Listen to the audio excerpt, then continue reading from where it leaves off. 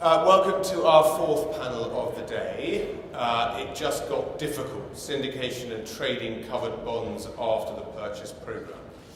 My name is Charlie Corbett. I'm editorial director of Euromoney Conferences. Quickly before we get started, and I know it's been plugged all day, but I just want to do another quick plug for our covered bonds website, which is our way of using our combined experience to teach the rest of the world how covered bonds work. Now, to the panel. After 4 years of extraordinary monetary policy, the Eurosystem's bank of mum and dad has finally decided that its dependents can be trusted to fend for themselves and is turning off the money taps, or at least it says it will. We are here today to evaluate just what will be the impact of this on syndication and trading of covered bonds. Just how much has years of QE distorted free functioning of markets? What will be the effect of the withdrawal of the single biggest investor? What will this do to supply, pricing, liquidity, and the balance of power between issuer and investor? Will it lead to a fundamental shake-up of the way deals are priced? With issues like ratings, structure, maturity, jurisdictions starting once again to play a much bigger role as investors scrutinise deals with the eye of one who knows his hand just got that bit stronger. Well, to answer these questions, we have today a trader, a syndicator, two syndicators, and an investor. So I hope you're all still getting on by the end, particularly the syndicators and the investors. I might ask them now, please, our illustrious panel, starting at the end, there to introduce themselves. Yeah, thank you. My name is Henrik Still. I'm a covered bond portfolio manager at Nordea Asset Management in Copenhagen. My name is Hampus Felt. I work at UBS on the syndicate desk responsible for covered bonds. My name is Jordi Cabero. I run the FIC trading at Santander, which includes ABS covers and senior. And I'm Christopher Agatanglu. I run the FI syndicate desk at NatWest Markets.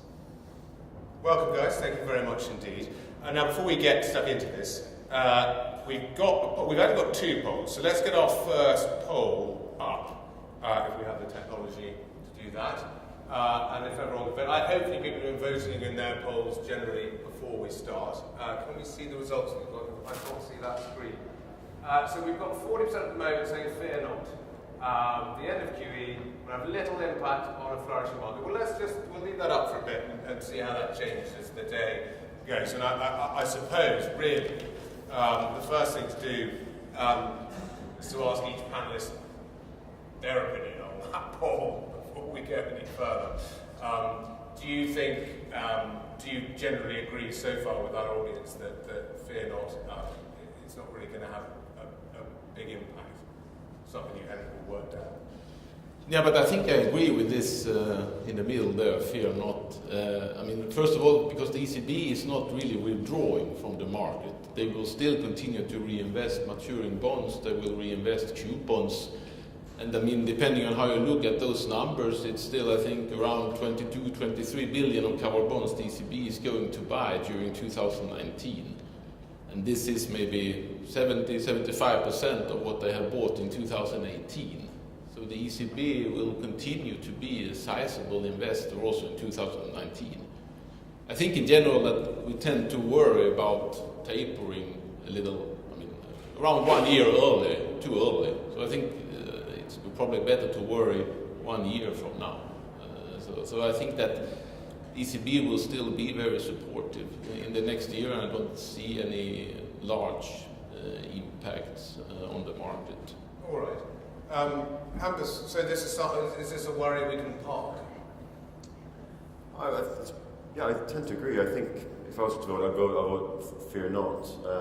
I think for similar reasons to Henrik. And actually, I think if you look at this year, what we've seen this year, we're probably seeing a little bit of a preview of what's to come. I think the market can definitely manage it, but it does mean you go into windows where the market needs a transition. I think it's going to be a period of transition for the coming year. I think we've seen a little bit how that transition will happen. I think there's definitely going to be a repricing to continue from here. We've probably seen quite a lot of it already this year, to be honest. Yeah. And yes, that means that at some points you're operating with a market that has less depth than it used to. as investors, take a step back and try to assess what will happen from there. But I think it's a function of price, and as we transition, the market's been fairly good at adjusting and finding those new clearing levels fairly quickly, actually. George, would you like to comment on the poll? Yeah, I agree. I think the spreads move orderly wider this year. I think this will continue to be the main scenario. Doesn't mean that there are other risks that will affect the market. We'll speak about later, but could be TLTRO or a rate sell-off. But itself, I agree with my colleagues that the end of the QE itself is not going to be a massive impact for covered bond spread for the next, let's say, foreseeable future, as Draghi says. Are you going to? I actually disagree. Brilliant. So I think that I would be, and it's not got much support there, but wrong focus. I think that the QE situation, I'm probably less concerned with regards to what we're doing and how we're going to kind of remove ourselves. I think the added kind of effect of that plus other factors mean that actually we're in a bit of an interesting environment. So I'd already touched on TLTRO. So yes, we're going to have 75% of what we had before, but in terms of supply, we're going to have more supply because you're going to have to refinance that TLTRO. If you look at what happened in the US at the end of their QE program, what you saw was kind of a collapse of swap spreads. So swap spreads effectively went to zero. In that situation, you look at where 5-year swap spreads are right now, and 10-year swap spreads, we'll concentrate on 5s, at around the 50 level. An investor is getting bunds plus 50, plus or minus 2 basis points, depending on kind of which issuer they're looking. So if we see the end of QE leading to a swap spread compression, then actually it starts to put a bit of pressure on asset swap valuations. And I think that's where I would be voting wrong focus rather than kind of fear not. I think there's just so many different factors at play here. So you're wrong focus. I mean, do you guys want to comment on what Chris has just said? Is there truth in the fact that maybe we are focused on the wrong things? There are other things we need to be worried about. Yeah, absolutely. But it's not the problem itself. It's coming from the rate sell-off due to the end of the QE, or the TLTRO that can trigger a massive supply, especially in the periphery. But that's what they said. It's not purely coming from the end of the QE in credit. But I agree with them in that it rates sell-off that can be really painful for valuations, and especially in the long end of the curve, we can see a steepening of the curve. I think also maybe that you can still have a widening of covered bonds versus swaps, but for us as investors, it's also important to see, what are we hedging the covered bond exposure with, and this asset swap tightening, that could be a very good environment to buy covered bonds versus bonds or other government bonds. It's also there where we see the most attractive pricing at the moment, that covered bonds are trading quite attractive versus underlying sovereign bonds. But you can certainly see some widening versus swaps in both covered bonds and also in government bonds, but the relative value between them doesn't necessarily have to move that much. I think on that point, and it's something that we're seeing a lot of. We talk about covered bonds environments, we talk about the investor base of covered bonds. The old investor base being very much a rates product, a bunds plus product. You move on to kind of the bank treasuries that have been quite big recently in terms of what they're doing. They're kind of LIBOR plus or looking for some sort of pick. And I think that you're going to have two different investor bases investing in this product, experiencing different upsides and downsides in this type of environment. So I think that those are the factors that we're going to see at play. I think the investor base that we currently have is going to develop. Some will be under a little bit of pressure, some will be outperforming. So it goes back to what is your benchmark, and how do you show performance as a PM to your bosses. So if I was to ask our investor, what does he think the winners and losers post QE are? Henrik, where do you see winners? Jurisdictions, credits, anything really? Are we going to see winners and losers?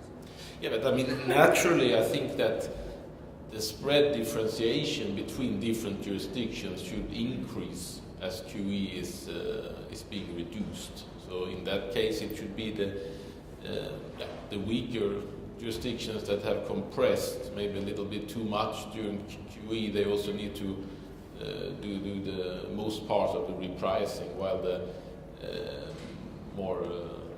the tighter jurisdictions they will manage better. And then it's tricky to see, if you look at the non-European jurisdictions, exactly how they will be impacted. I don't think I don't have any strong view on if they will behave. I'm not so certain they will behave better or poorer than the European jurisdictions in a tapering environment. I think to me it's quite difficult to see at the moment. Do you not think? I mean, in terms of I think with tapering, I think you go back a little bit more to fundamentals, and you said differentiating credits. Within that, then, I mean, obviously the key driver of some spreads are the impact of the ECB. Shouldn't that naturally benefit the non-Eurozone issuers, or? Yeah, but the question is how much substitution you already had from investors that sold the European jurisdictions and bought Canada and Australia. And I think there is quite a large degree of that have helped the non-European jurisdictions to compress also during the European QE. I mean, it's, of course, I mean, you can certainly argue that way, but I'm not 100% sure that's how it will play out. And also, I think, I mean, everyone knows that the ECB, that we have tapering ahead of us, so I mean, this can already be also pretty much in the pricing, at least to some degree. Okay. I mean, I was speaking to a Finnish issuer earlier today, and he's actually said the biggest impact won't be in the periphery markets, it'll be in the core.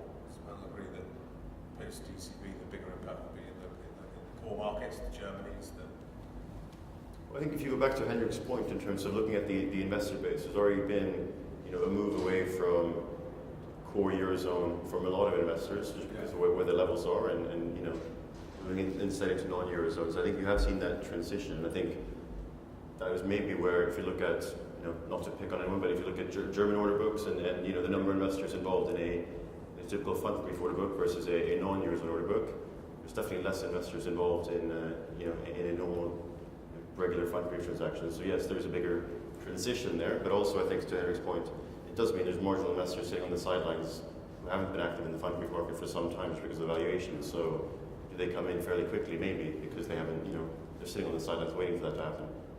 I think also it also depends a little on how the ECB will perform their reinvestments. Will they just, if they have a certain amount of covered bonds that are maturing in Germany, will they reinvest them in Germany, or will they can they substitute some of them for bonds or SSAs, or can they even substitute them for some other? Will be reinvested, it's just where. Yeah, that will have a large impact, because when you look at the data, there is quite big differences between the jurisdictions when it comes to how much covered bonds that are maturing. I think, for example, in Portugal, you have around 200% covered bonds, 200% more covered bonds maturing than what the ECB they have been buying throughout 2018. So if they are going to buy all of that in Portugal, they will actually have to buy more Portugal than what they did in 2018. But I think Mr. Draghi said today that they didn't discuss the reinvestment policy. So, on top of where is when, because if you have the redemptions in November, that means that the central bank is not going to buy till November anything in that jurisdiction. That would impact a lot the market, or other way around. If they have a huge maturity in let's say 1 month in February, are they going to buy everything in February? It's going to be tricky. And I think, actually, on your question, core versus periphery, I think the issuer might have said that because if you look at some of the core order books, they're actually just oversubscribed, quite tough, especially the German fan brief we've seen recently. I actually think the periphery, and I'm not talking about a national champion periphery, I'm talking about the second and third tier people that have been quite reliant on TLTRO. Those coming into the market, I think that you're going to have to see a repricing in terms of spreads, because if you look at core covered versus senior preferred, it's pretty tight. We had we're having Scandis print a +12 for senior preferred, or +15, that type of level, versus a -5. Yet if you look at some of the covered bond prints, there's a 60, 65 versus senior that come at 220, 230. So if we're going to see a repricing, there has to be some sort of move there. Okay. From an investor point of view, valuations depends on you look at it versus sovereigns. Then you have core countries, they look really cheap, and we are at the wides versus sovereigns of the last 4 years.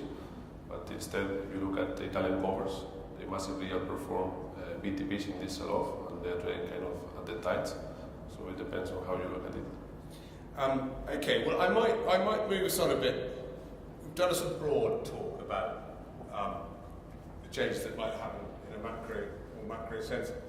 Drilling down into pricing now, where depending on what you've been reading, and it feels like the boot is moving to the other foot. So I might ask our investor again, and this came up in a blog from a cover bond blog, and I'm sure you all know who's here today. The question is, do syndicate desks use investor feedback to reduce pricing too much? So let's just get into this pricing scenario, how to price a covered bond, how they're being priced now, how should they be priced, and I'll start with our investor, and then I'll go to our syndicate desk, and then and I'll trade there too. See what happens there. I mean, I don't think they use. I think they use the feedback too little, because they always price it tighter than what I tell them. So, but I think in general, I think it's working. I'm probably of the view that it works better than the general view in the market. I think that my expectations for the final spread, it usually ends up around where I expect it to be. So I don't think it's any large deviations from that. But he's complaining about pricing tighter than where you want. The fact is, we talk about fair value, we talk about mids and everything like that. We were speaking on the way in actually about how much price do you put on liquidity. If someone comes in and asks for an offer in 25, even up to 50 million, which is a reasonable ticket for a good investor. Now, how much do you charge it? In 3-4 pips in core names, fine. But if you go to Italian names at the moment, obviously there's no liquidity. So I agree that you cannot use this whole methodology, because if you have a bid offer of 10 bips or 6 bips or 7 bips in a very weak Italian name, the fair value assessment would not be correct anymore. So let's say 3-4 bips for mid. So mid minus 3-4. Reasonable new issue premiums right now 5 bips. You're getting 8 basis points better in the primary than you would in the secondary for a similar block. So I think that actually, I think from our side, it's a question of should we even be using mid? Are we pricing this? Are we pricing this too wide? Is kind of the conversation that I think we should be having. I'm going to throw that straight onto that. Are we pricing too wide? What conversation should we be having? Well, I think going back to the point of using investor feedback, too much or too little. I think you referenced the boot shifting and price sensitivity. I think we welcome that investor feedback, and we welcome not the price sensitivity as such, but we welcome the feedback, and having those limits as such in the book. It helps us, and it helps issuers to know where they can price this trade. And I guess we're moving it too tight. Maybe it's too tight for you, but if we're doing it, it's because the book holds together, and we know the trade works. But that feedback is helpful for all of us in terms of book building. And I welcome every investor to put in a price with a size with the price they care. Or even, and I'll get shouted at here by the investors, but even we don't have any book updates. So we go to kind of a US SEC model where you put your order in where you care, what price you care, how much you move. That's what I think. It's not only investor feedback, it's also a market color that syndicates can receive from trading and from other platforms that they have or a better feeling of who's buying what, where, targets, and so on. That gives you also the opportunity to prove the deal at the end. This isn't in our list. It certainly occurs to me. What, to get a purer debate, if ECB just went tomorrow, everything gone, all small gone, what would be the first thing that would happen in terms of the pricing, how pricing would go, what you're looking at, how you price a deal, how these buildings, I think for a syndicate guy, the first thing would be, I really feel that primary would reprice secondary. I think that it would come down to, the first thing will come down, everyone waits for that first book update. And you can't really send a book update out without putting the ECB order in. If you don't have the ECB order in, your book update doesn't look great. You can't put an update out and then put in brackets excluding ECB.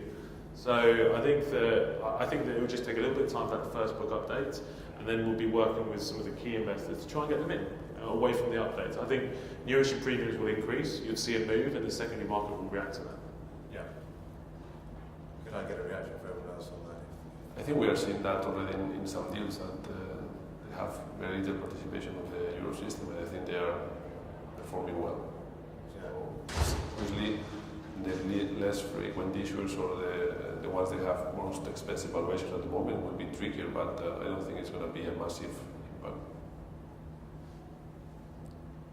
I guess the market can definitely function without the ECB, and it does in most cases. And as we discussed, there's some jurisdictions where I think deals are more reliant on ECB participation, but the market can definitely function without the ECB as it is now.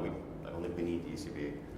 And I guess the question is, each credit jurisdiction is different. Do you think there's going to be more scrutiny of those now? There's more liquidity. It sounds stupid, but I think there's more liquidity. Because levels get to an area where it actually makes sense. We talked about the preferred versus the kind of the Bund investors, or kind of rates versus credit. You just get more people into the transaction. So I think liquidity increases. If you look at the non-Eurozone deals, they are been working fine without the ECB, and you have much more, I think also many more investors in them. So of course you will have some impact on spreads, but the market would work also without the ECB. I think this liquidity that he was mentioning is due to the valuations and not due to the ECB. So as soon as we reprice wider in some countries or some decompression that has to happen before that, I think once we get there, we'll see better liquidity. If you look at the Italian covers, now are much more liquid than when we were trading the bips tighter, because some people see value there, some domestic bank treasuries, and there is more two-way flow at wider levels, but more healthy trading. Yeah. It sounds like a scary thought, but I don't think it's as scary as it sounds, really. Yeah, I mean, you all said you wouldn't really mind. Was quite happy that they were just gone and out and get back to normal market functioning. I think we've been talking this for the last 3 years at this conference, and because we're being original. No, but end of the day, I think it's a good thing for the market, right? It's a good thing, apart from issuers who benefit from very tight spreads. I think it's a good thing for the overall functioning of the market. I think Chris says the liquidity should actually pick up, right? You get more investors coming back into the market. You get investors who actually have different views on the market. They can take different views, and you'll have two sides to the market trading again. There's lots of positive effects as when they pull out. Yeah. I feel like we're just waiting for it to happen now. It's just not really pulling out. Yeah. What's really interesting actually is the trading side, and you look at your covered bond trading now, and arguably it's a extension of the govy desk in terms of it's how you hedge. That's how you make quite a lot of money. The flow you see is dependent on kind of what you do. I think that it'd be interesting to see where covered bond traders sit in this new environment. And do you start to see a further shift closer to credit, or do you stick where you are with the EGBs? Santander, we have been always belonging to the credit desk, but I fully agree. We are becoming more credit now, more fundamentals, more stories, more idiosyncratic risk, and I think especially obviously in peripheral names, but also in some semi-core, it's going to be much more credit rather than rates, absolutely. Obviously, we hedge with futures, swaps, or whatsoever, but also we hedge tier 2s with bonds because we play credit risk, but doesn't mean that we are now going to be more credit than before. Absolutely.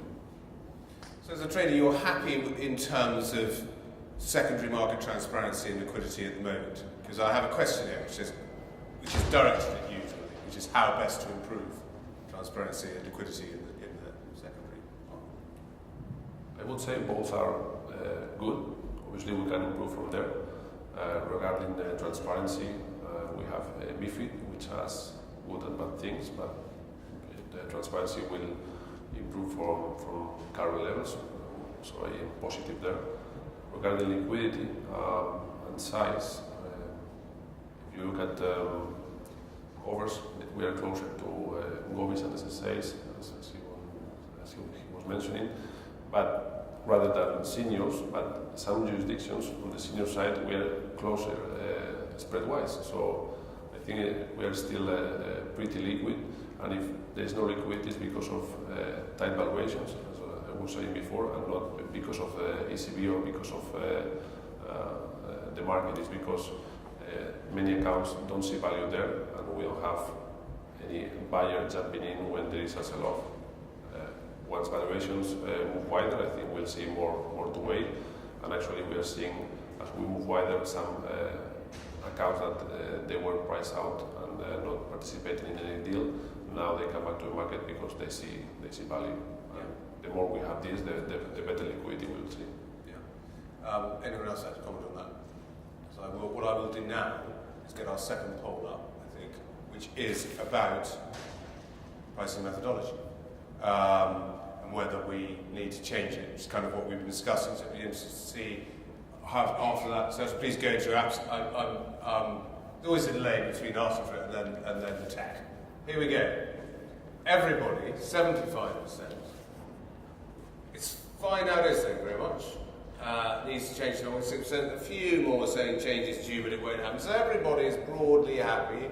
Everyone in this panel is broadly happy with pricing methodology. The investors and the syndication desks are okay, getting on, and it's all good. Yeah, I think. I think from our side, from a syndicate official, I think that if you look at the environment that we've been in the last few years, it's been extremely easy to be a syndicate guy, and I'm going to get shouted at tonight when we're at the dinner, but it has. You know, you kind of look where mids are, you go through mids, and then you'll decide based on recent transactions where things are. I think the fact that ECB are coming out, I think the fact that TLTRO is coming off, I think the fact that we'll see a compression in terms of swap spreads, I think that's all brilliant for a syndicate person because it makes it harder, it makes it more interesting. Yeah, and it means that I think what you'll see is a move where a trader is a sales trader. You might maybe see less sales, and you see kind of focus in terms of you must speak to most accounts directly anyway, but you see that's the kind of drive there. Syndicates should be spending more time with investors, finding out exactly what's going on, what they're doing, and I think it all comes down to the tech and working through that. Then it doesn't matter where mids are. You know, mids are mids, yes, but are you trading on the bid side, are you trading on the offer side? What's really going on? And I think that's when the pricing methodology will change. But right now, it's fairly simple, straightforward. We're in this type of environment. We're all happy. Also, I mean, investors, I don't think they mind if you tell them the new issue premium is 5 or 10 or 7. I think they have a lot of information in the market to realize what the new issue premium is or the value is. So a fair value assessment of a market maker or syndicate telling them the new issue premium is 5, 10, 7, it's just an opinion at the end. I think it is working well, but I think we also can bear some responsibility. I think over the next year, as I said, I think it'd be a transition period as we exit QE. It's not as scary as we think, but I think as a syndicate manager, I think you have some responsibility in terms of managing that transition. Because I think, like Chris mentioned earlier, it's as we've seen in all of these sell-offs, it tends to be primary that reprices secondary. I think as we go through this transition period, I think it's going to be the jobs of syndicates managing this transition, making sure we do that in a responsible way. And there can be mistakes on the way, so it's going to be more difficult. I think for us, we have more difficult conversations with issuers where sometimes we're telling them what they don't want to hear. We're not always going to have a good window for them to issue into. You have to be mindful how to manage that transition. But I think it's working well at the moment, but I think we're going to have challenges over the next year, definitely. So there are challenges ahead. We could all probably agree there's going to be challenges ahead. Yeah, I think when it comes to the second market, I mean the liquidity in the secondary market, I think the best way to improve it is to make it possible for Jordi and his colleagues to have larger balance sheets. I mean, there have been a lot of these projects lately of trading platforms that are going to match flows from, one investor to another, and don't use trading desks. But at least we don't have much good experience from it so far. I think the secondary market works best when we are trading with trading desks. I think that's probably the best way to improve the liquidity. And when it comes to the pricing methodology, if you look in Denmark, for example, there you have auctions, for example. Well, I was about to ask everyone's opinion on auctions was the next question, so let's get into that. Yeah. So there you have auctions, and that's working fine in Denmark. And it might also be that it would work in the euro covered bond market, but I'm not sure you should change something just to change it, because I don't like was said here, the current system is not working bad either. So I think it's the reason why we have auctions in Denmark is more that that's the historical way it's always been done. Yes, yeah. The rest of the panel, Chris, auctions. What do you think about auctions? I'm a bit of a seller of auctions. I think I can see why you would like it. I think for the investor side it makes a lot of sense. But if you look at kind of the govy market and the auctions, everything just cheapens into the auction, and the auctions get done, and everybody's on the back of it. So what are you trying to solve for? The cheapening into the auction, actually, our covered bond investor base own these bonds anyway. Actually, you're cheapening your whole curve into the auction, and then you're buying a new kind of small part of your portfolio at that price, and then trying to tighten on the back of it. So, for me, I think it's not in the interest of all parties. I'd rather get that cheapening via the initial premium and avoid, impacting the secondary market too much, right? Yeah. I question what you're trying to solve with the auction. I think the market's working well. I'm not sure would it be yeah. Again, if it ain't broke, don't fix it. Most importantly, it'd take Chris and me out of a job. So yeah, no, I can see why you would be against it. But I think there's a way to think about it, which is, should investors have direct access to books? Yeah, absolutely, they should have direct access to books. With auctions, you get a situation where you flag what's going to happen, then there's the auction, then you move on. In a situation, I think the fact that issuers, when you think about issuers here, we're looking at funding costs and NIM and everything like that. Issuers need to have the slight element of surprise, i.e. when they're going to come, not what they're going to do. People have a program and they should be visible. But for them to get best execution, if they've got a 7-year to do in 3 months, they want to pick the market window for that. They don't want to lock themselves in. So it's also one thing with the auctions is also that you don't know the allocation when you have you get the exposure before you know your allocation. So it's if you take the government bond auctions, for example, you have 10-15 minutes maybe when you don't know if you got some bonds or not, and you don't know if you're going to hedge it, or so it's it becomes a little more complicated. That would be very difficult for small names or the newcomers. Thinking of small peripheral banks would be really difficult to use options. Yeah. Okay. Well, another solution that's cropped up that I came across was, could syndicates publish 2 numbers, an USD premium and a fair value assessment? How would this work? I'd like to tackle that. Actually, I never heard of that idea. I cannot see any. Actually, the first time I read this question. It cropped up in my research. So I've never priced so this cropped up in my research. So I thought I'd put it to the panel. I cannot see the benefit. Henrik can't say he's never even heard of it. Does anyone else? Who gives us the right to say that that's fair value? What is fair value? Fair value is mid. Fair value is whether everyone's going to buy the bond. That's the fair value of a transaction. You can argue it's the 24 hours later when it's traded on the bank. But we talked about mids. We talked about the 3-4 basis points bid offer that's at play. I think we're living in a kind of still 5-10 years ago in the covered bond market where why should we price them off mids? maybe we should be, here was the last trade in this bond, this is where it traded. So I think from a regulatory point of view, I'm not sure we can determine what is fair value. I think that's for the investors to decide. We can provide a list of comparables, which we do. Market. But then it's up to Henrik to determine what he sees fair value for that trade and what each premium is. Yeah. In terms of, just before we move on, and Jordy, you mentioned this before the panel, other things that will affect pricing, structural considerations. So we're going through, obviously, hard and soft bullets, conditional pass-throughs, green bonds, cover calls. We talked earlier about green bonds, obviously being priced differently. Are these going to come to the fore a bit more now, post-ECB, these structural considerations? I think it's going to play a key role. Today we had three panels on social bonds as well.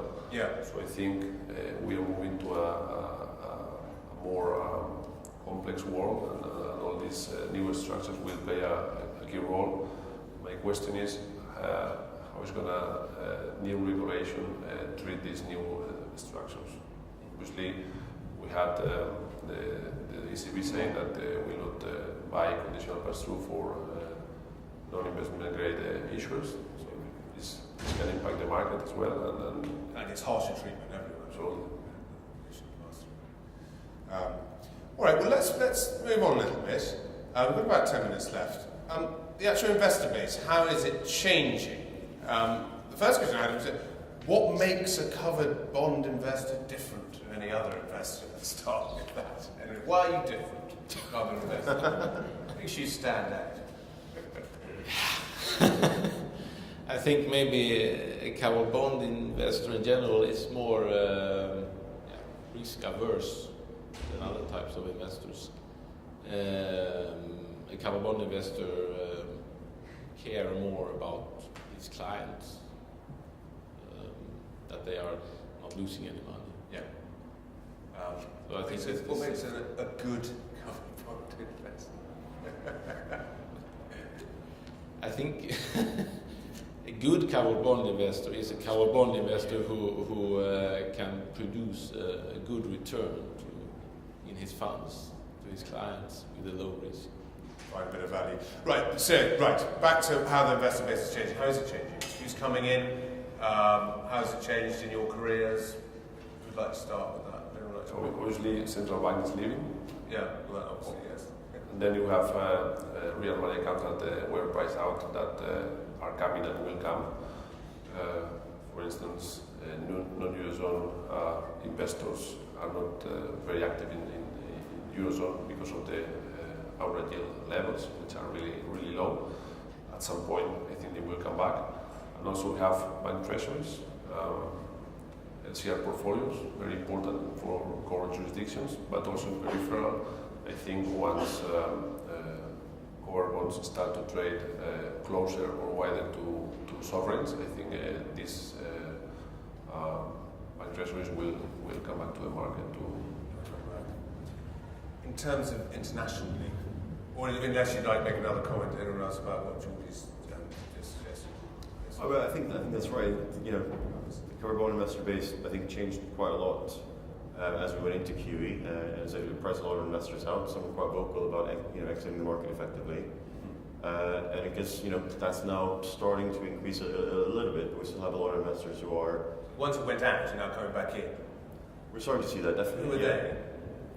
It's a mix actually. I think, as Jordy mentioned, it's really the real money component that we've lost through this process. And I think we've come to rely much more on bank treasury and LCR portfolios in terms of making up for that loss. I think your question earlier, what makes a covered bond investor different? And there's also different reasons to invest in covered bonds. And I think one of them is for bank treasury investors for the LCR portfolios because there's treatment of receipts, right? So there's different pockets of demand. I think even within the bank treasury universe, some left and are coming back. And I think we're seeing it on a broader scale, but I think it's going to take some time before we get back to where we were. I think we're also lazily just talking about covered bonds as one product. I think you need to think about core covered bonds versus kind of the periphery covered bonds. Where the investor base are different in terms of those two portfolios. So in an environment where what we've just seen with TLTRO, the Italian, the Spanish, you've seen huge net negative supply there. So actually you've lost a lot of that investor base. So as soon as that net positive supply kind of. I mean, you look at what's happened next year, and you've got something like 81 billion worth of FI net positive supply coming to the market, versus 3 years where we've seen 20, 30 billion net negative supply. So because of that, you're going to get a move with regards to that.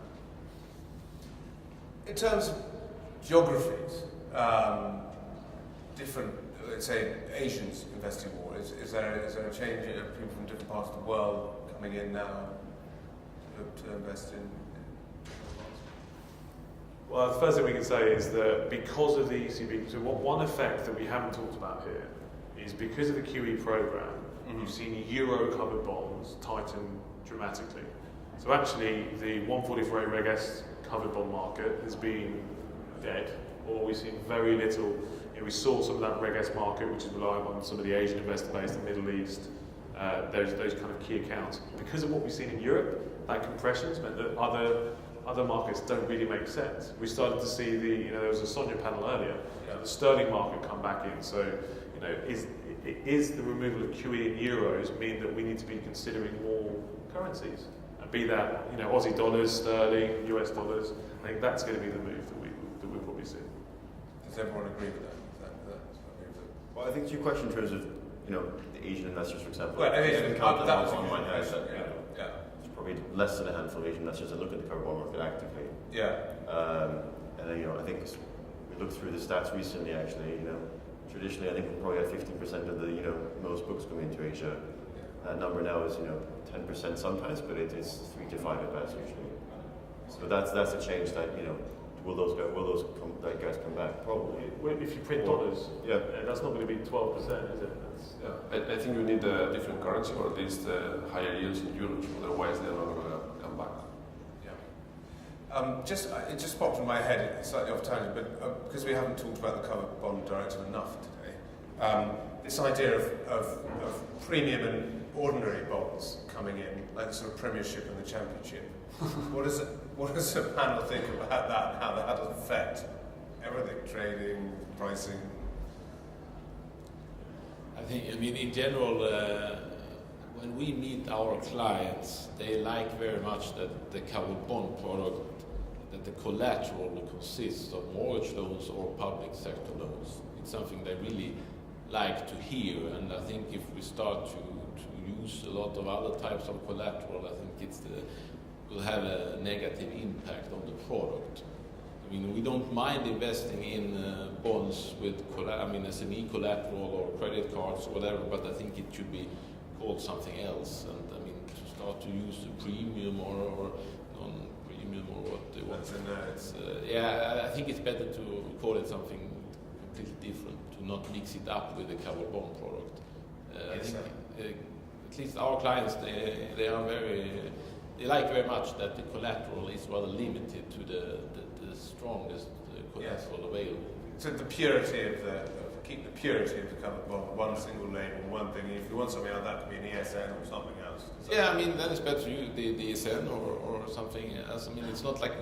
It's not that we don't want to invest in it, and I think it can also be an interesting market, but I think it should be called something else. Yeah. I do. I think what you're trying to do with that is trying to take advantage of what the covered bond market's done very well in terms of protecting the integrity of the market and being there as a rainy day tool for issuers. If it's not a covered bond, then use a different term. I think it's not to pollute the market. When is a covered bond, not a covered bond, and all that sort of thing. Anyone else got any comments on that? Because we're running out of time. I might quickly go to the audience, see if have we got any desperate desire to ask a question from the audience to our panel before I wrap up. Anyone? Okay, well, we've answered all their questions. That's good. That's a good sign. Final question to each panelist for our last couple of minutes. And as we discussed before, I've broken this into 3 questions. I want each panelist to go through and answer for us today. Firstly, what do covered bond investors need to be prepared for in the next 12 months? Any unknown unknowns out there? What will we be talking about on this panel this time next year? Covered bond directive is still not passed, I put in brackets. What's keeping you awake at night? Let's start and work towards back to I think what's been keeping me awake at night the last weeks has been the Bakif Turkish covered bond. And that's not because I have them, it's because I don't have them. And I think in a year from now, I think we will talk. I think we will be talking about pretty much the same things. I think I don't see these major changes in the next 12 months. I think the market will react very modestly to the tapering from the ECB, and that I don't think we'll have any major changes. Okay. Hampus, what will your response to those three questions? I can remind them if you. I can remind you what they were if you want. I think I got them. So in terms of what investors should be prepared for, I think it's maybe that the market's not going to widen as much as they think or as much as they hope. I think the transition from a post-QE world might go better than people anticipate, and actually the marginal buyer is closer to current levels than many think. I'm afraid Henrik's right. I want similar things next year. But I'm hoping we're back to a market where actually we can talk about relative value again on a panel like this and have interesting relative value conversations rather than discussing curves that are flat and no differentiation between different issuers and jurisdictions. And what keeps me awake at night? In terms of the covered bond market, obviously. I guess I think the one thing we're not thinking enough of, it's been mentioned on this panel actually, but I'm not sure we're thinking enough about the TLTRO refinancing and that's going to impact the market. And I think it's coming at a time where, I think that's probably too much to my earlier point, and maybe somewhat enough actually. It is coming at a point where actually the ECB is taking a step back. We're going to see, we're relying on net negative supply for 3 years now, and we're seeing net positive supply this year. And it has had an impact on the market, and I think that's going to just multiply in the coming years. Yeah. Okay. For me, investors should be prepared for a rates sell-off. I think the downside there is much bigger than the upside. And this could trigger negative returns in some funds and then outflows, and they could accelerate the widening. We will be talking about similar things, but I would say TLTRO and more regulation, and hopefully about fundamentals, relative value and more credit. And what keeps me awake at night, I think valuations are really expensive still in a total return basis. I think yields are really, really low, meaning that if we still start to see much more new issuance because of the new regulation, because of the end of TLTRO, or because of the refinancing, despite the reinvestment of redemptions of the ECB, I think we can see one-way market only for several weeks, and things can move wider. And from a trading perspective, it's difficult because at the moment repos are really expensive and impossible for some bonds. So being short or flat is, I would say, not an option. So the question is being longer or less long, and that's keeps me. Okay, we would. Finally, Chris. So I think curves are too flat. So I think that what you're going to see is steepening of the curve. I think that's something that we need to see. We've seen a lot of 20-year type of cover bonds come this year, and quite frankly, the execution levels of 20-year versus 5s are for me are too flat. So I see a steepening of the curve. I think this rate sell-off, my effect is a swap spread tightening. I genuinely am. I think that's the biggest risk for how some of these people, investors, are hedging, but also as an issuer, you swap to 3-month LIBOR, 3-month LIBOR, something like that. So it's going to be a lot of pressure on that swap spread because I think asset swap valuations are too tight. What will we be talking about in 12 months? I hope we're talking about tech. I hope we're having a discussion and we're talking about how we've got direct investor access to books, and that's the norm. I hope we're talking about kind of the syndicate product being more than just where bonds are pricing, more visibility in the secondary market, so that actually we can spend our time with issuers thinking macro, thinking actually let's have a look on a 12-month plan. This is our view on the market. When should you go? Timing becomes much more important. And what keeps me up at night, the spread to benchmarks versus spread to swaps. Brilliant. Well, that just leaves me, we've run out of time, to thank our august panel so much for their wisdom and a really lively and fun debate. So thanks very much, guys. Please could you give them a round of applause. Thank you all